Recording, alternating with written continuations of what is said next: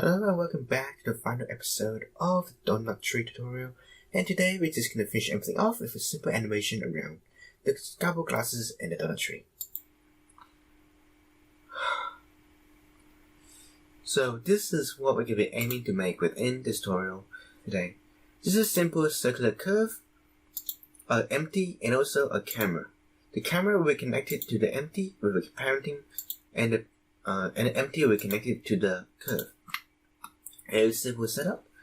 So the cube will always travel around the curve, and the camera will always be filming these glasses over here while connecting to the curve. So parented to the cube, the camera is going to move alongside of it. So that's how we're going to do animation today. So let's delete all that. So now we only have a light plane over here. So with the 3D cursor right in the middle, Shift A, and let's add a single curve, and let's make a circle. Hit S to expand it to about this size. Hit G and Z to move it upwards. Now let's hit Shift A to make it empty. So this is something as a reference that can be seen, and this is something we can parent the camera to. So let's summon the camera, Shift A and then camera. Let's parent the camera to the empty with Control P. Control P and then keep transform so nothing changes.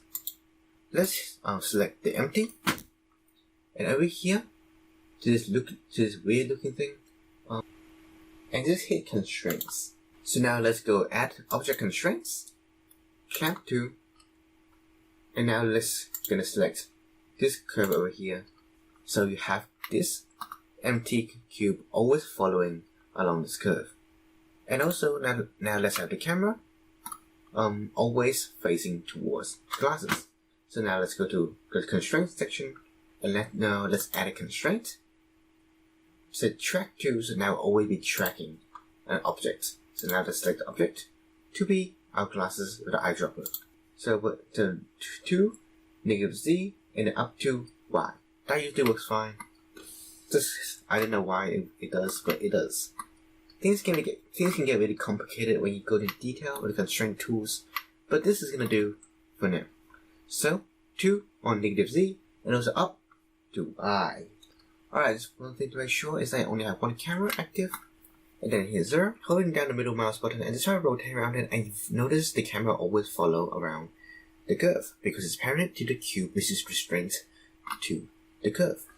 One of the questions that you might be asking right now is that why don't we add 2 constraints to the camera? So one that follows the curve and another one that constrains itself to just looking to the pair glasses.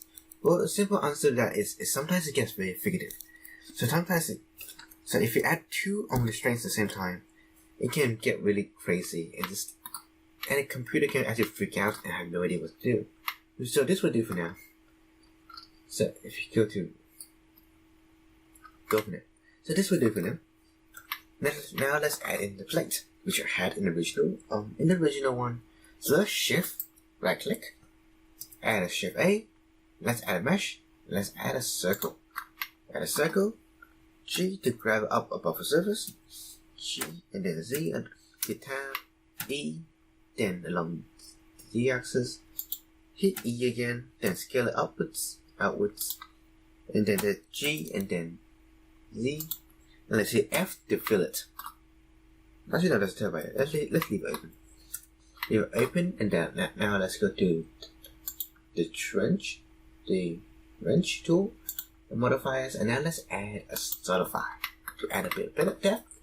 Now let's make thickness. How about that? That's pretty nice. And now let's add, a subdivision tool to make it look very smoothly.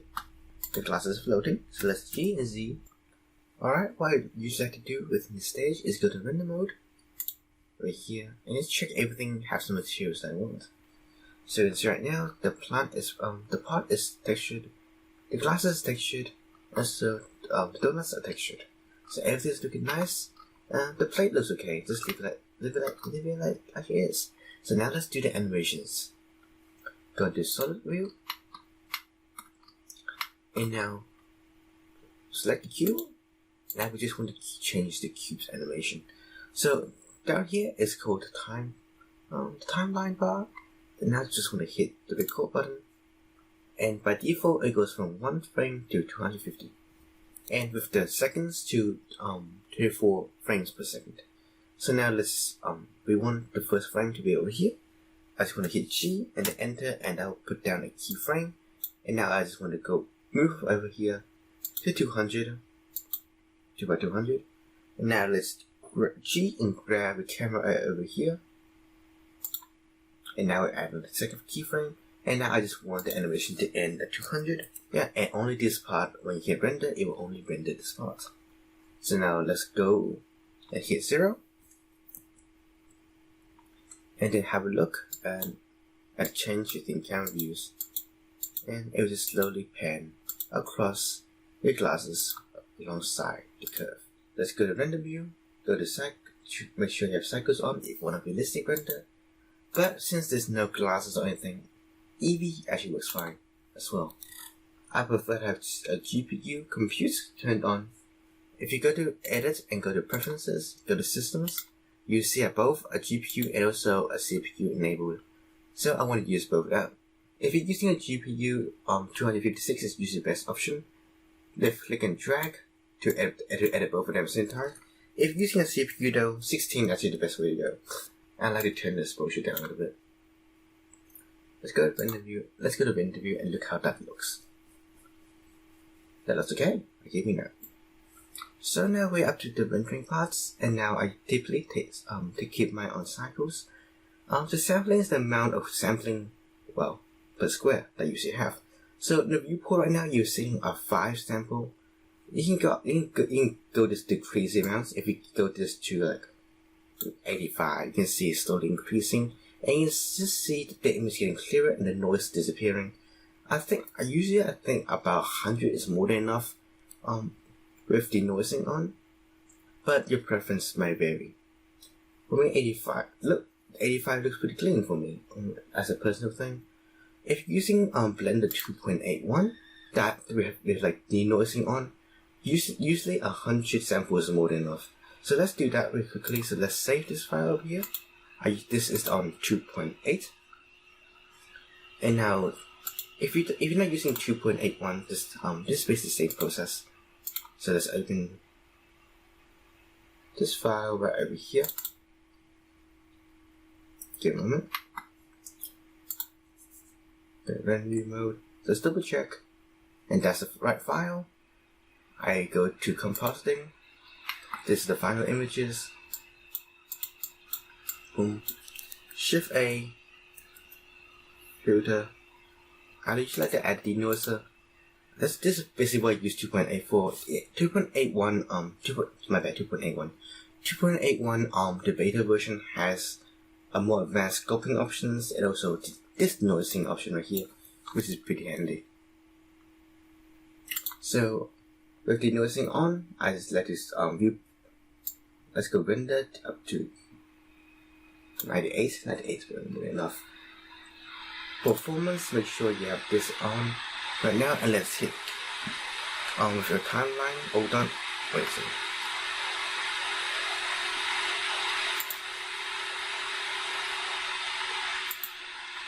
Your timeline, make sure it's set up properly. Let's delete this one. We don't want that one. Make sure we not do. I just delete the other ones, didn't I? Make sure you only select this one to delete. I don't know how that happened, but so yeah, make sure when you're not adding new frames in, just disable the record button. So now you have 200 frames here to render, and you go to output. You can select the resolution that you want. For me, I just go with this one by default. Aspect ratio, usually 1:1 is good enough. So start frame, and it will end at 200. Make sure it's 200. Because that's how long the animation goes for. Any longer than that would be just a waste of animation and time. So make sure you select the output file. I'll just go to desktop very quickly and just say new folder stuff. And then we can go back here to select the output folder. To go back to our desktop and select the stuff one. And then just hit set. And that will automatically put everything in the stuff folder. I usually go with 16 with 0 and compression. So SGB and A, color depth 16 and compression 0. So this should about do it. Go back here to render mode again, check supported. So GPU compute. Everything's looking fine, performance 256. And now just simply, one more thing to do though. Let's go light path. Now let's decrease this one to about 1. And that is increase your render speed by a factor.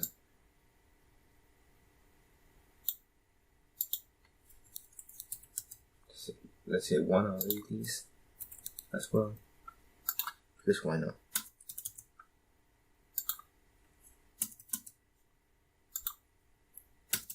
Okay, everything should be set up.